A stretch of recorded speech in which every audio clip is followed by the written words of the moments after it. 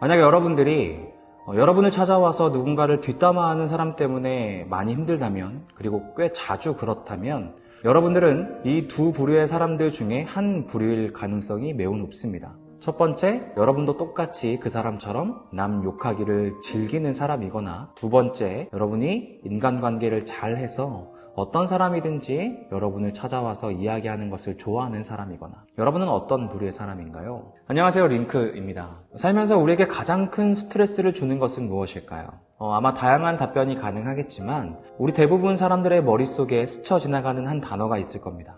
바로 사람이죠. 인간관계를 말하는 것입니다.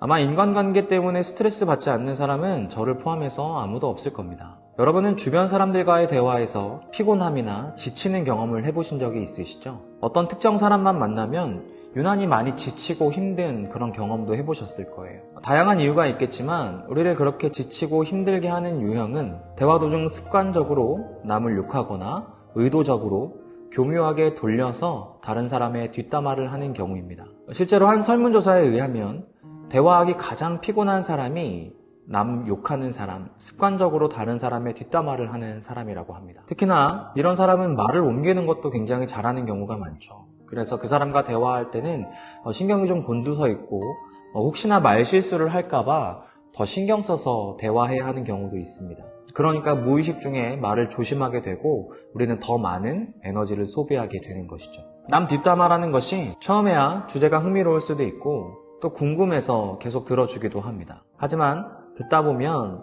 상대방의 부정적인 감정이 고스란히 우리에게 전해지기 때문에 우리는 그 대화가 상당히 피곤하고 지칠 수밖에 없는 거예요. 여러분, 재밌는 사실은 인간관계를 잘하는 사람일수록 이런 피곤한 상황에 노출되기가 굉장히 쉽다는 것입니다. 생각해 보실래요? 여러분, 인간관계를 잘하는 사람은요, 공감을 잘합니다. 그리고 경청하죠. 상대방이 어떤 이야기를 하든지 귀 기울여서 그 사람의 이야기를 듣습니다. 리액션도 굉장히 잘해주죠. 그렇다 보니 남 욕하는 것을 즐겨하는 사람도 당연히 인간관계를 잘하는 사람을 찾을 수밖에 없어요. 그래서 인간관계를 잘하는 사람일수록 이 곤혹스러운 상황에 놓이는 경우가 많을 겁니다. 나는 듣고 싶지 않은데 계속해서 남 뒷담화하는 사람 때문에 말이죠. 그렇다면 습관적으로 남을 욕하는 사람들은 대체 왜 그러는 걸까요? 심리학자 김경일 교수님이 쓰신 타인의 마음이라는 책에 보면 그 사람들이 왜 다른 사람을 흉보는지, 또 습관적으로, 의도적으로 왜 다른 사람을 욕하는지 그 이유에 대해서 잘 설명하고 있습니다. 교수님은요, 그 원인을 그 사람들의 심리 상태에서 찾는데 그 원동력은 불안과 불행이라는 것이죠. 남 욕을 많이 하는 사람들은 대체로 행복하지 않은 경우가 많다는 것입니다. 이런 부류의 사람들은 자신보다 불행한 사람들을 계속해서 찾고 그 불행한 사람들과 자신을 비교하면서 상대적인 우월감을 갖는 부류의 사람들일 확률이 높다고 합니다. 본인이 행복하지 않기 때문에 자기보다 더 불행한 사람을 찾아야지 직성이 풀리는 거예요. 또한 그 일을 자꾸 다른 사람에게 옮기는 이유는 불안 때문이라고 합니다. 자신만 고립되는 것에 대한 불안이 다른 사람들에게 계속해서 부정적인 이야기를 전하게끔 만드는 원동력이 된다는 거죠. 반복해서 다른 사람들에게 말을 옮기면서 다른 사람들 역시 자신의 의견에 동조하도록 만들어야만 그 불안감이 해소되는 부류의 사람들입니다. 그래서 만나는 사람에게 부정적인 말들을 계속 옮기기 시작하는 거예요. 결국 계속해서 남 뒷담화를 하고 부정적인 이야기들을 옮기는 사람은 불안과 불행 때문에 우리는 이해할 수 없는 말과 행동들을 반복하게 되는 것입니다. 제 경험상 습관적으로 남을 욕하는 사람들은 의외로 지나치게 인간관계에 집착하는 모습을 보이곤 합니다.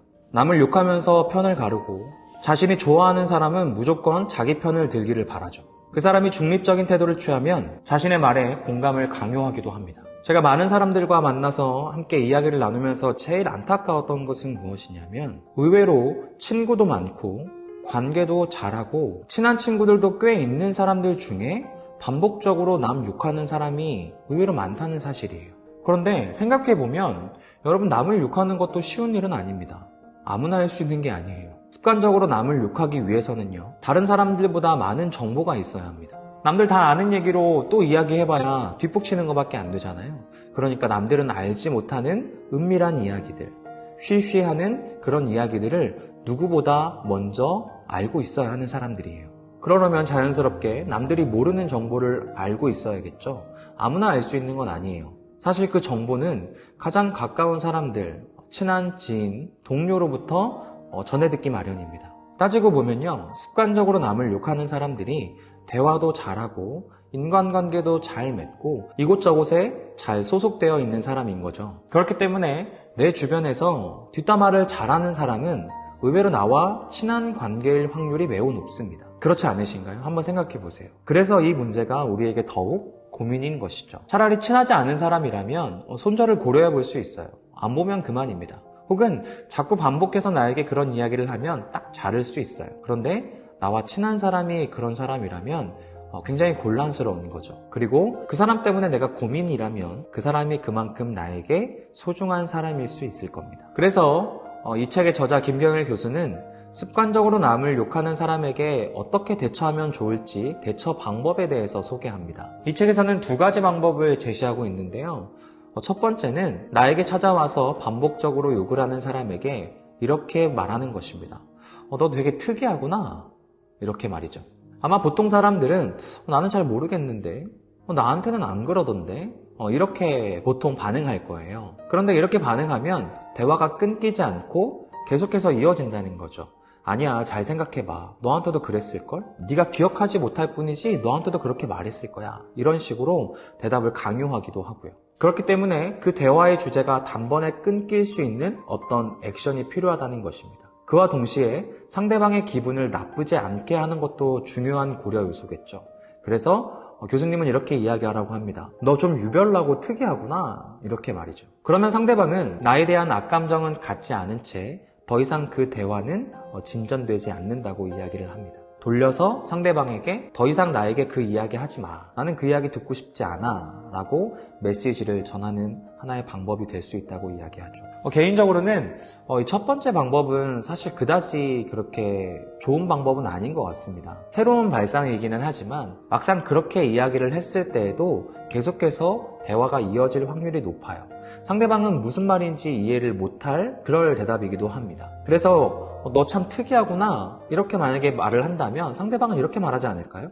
내가 특이해? 뭐가 특이해? 그러면 그 질문에 대해서 또 대답을 해줘야 되는 거죠. 결국은 이 대화가 끊긴다기보다는 어떤 상대방은 이해하지 못하는 그런 대화로 흘러갈 확률이 높은 것 같습니다. 다만 그 대화를 중지시킬 수 있고 또 상대방에게 눈치가 빠른 사람이라면 그 대화를 더 이상 하지 말자는 메시지는 충분히 전달할 수 있는 좋은 방법인 것 같기는 합니다. 두 번째는요, 저도 주로 사용하는 방법이었고 그리고 이 책을 보면서 굉장히 동의되었던 방법이기도 합니다. 바로 남 욕을 잘하는 사람을 만나면 의도적으로 누군가를 칭찬하는 이야기를 계속 하라는 거예요. 상대방을 칭찬하는 이야기도 좋고 또 그 자리에는 없지만 제3자를 칭찬하는 것도 괜찮습니다. 혹 가능하다면 상대방이 이전에 욕했던 사람, 그 사람에 대한 칭찬을 하는 것도 굉장히 좋은 방법입니다. 이 방법이 좋은 이유는 뭐냐면요, 상대방과 내가 가까운 사이일수록 더욱 효과적인 방법이기 때문입니다. 사실 친한 사람이 나에게 반복적으로 누군가를 흉본다면, 뒷담화를 한다면 굉장히 곤혹스럽잖아요. 단호하게 잘라내기도 조심스럽고 더 이상 그 얘기 하지 마 라고 그렇게 단호하게 말하는 게 쉽지 않죠. 그렇다고 계속 듣고만 있으면 뭔가 공감해줘야 될 것만 같은 그런 부담감이 생기기도 합니다. 그래서 이 두 번째 방법은 상대방과 내가 가까울수록 더욱 유용한 방법인 것 같아요. 다른 사람을 흉보는 것보다 누군가를 칭찬하고 흉보는 말을 옮기는 것보다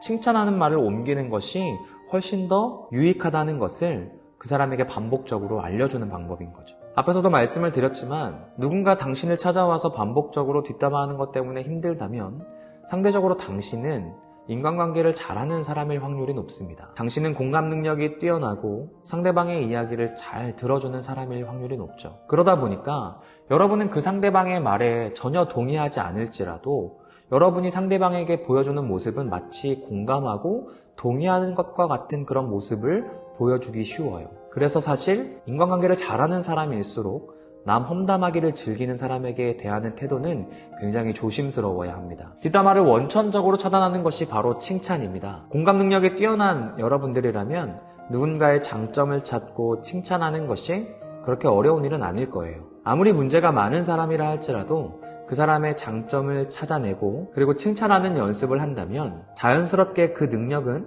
여러분의 대화 가운데, 여러분의 인간관계 가운데 드러나게 될 것입니다. 비단 뒷담화하는 사람에게 대처하기 위해서 칭찬하는 것이 아니라 다른 사람의 장점을 발견하고 그 사람의 장점을 드러내줄 수 있는 그런 능력을 기르는 훈련의 장이 될 수 있겠죠. 그런 칭찬의 능력을 개발하면 우리의 인간관계는 훨씬 더 성숙하게 될 것입니다. 오늘은 습관적으로 남을 욕하는 사람에게 어떻게 대처하는지에 대해서 이야기해 봤습니다. 또 여러분이 왜 그런 사람 때문에 고통받는지 그 근원적인 이유에 대해서도 생각을 해봤죠. 여러분은 어떤 부류의 사람이십니까?